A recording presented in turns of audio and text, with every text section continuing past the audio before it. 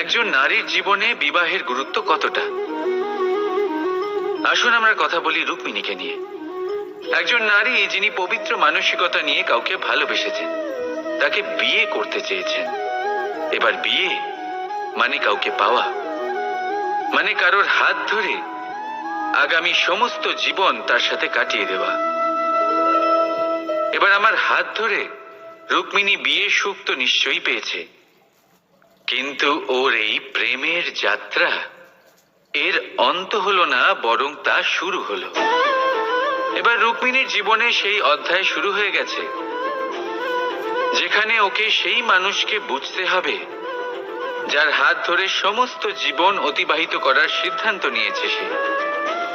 এবার এরকম একটা সময় প্রত্যেকের জীবনে এসে থাকে,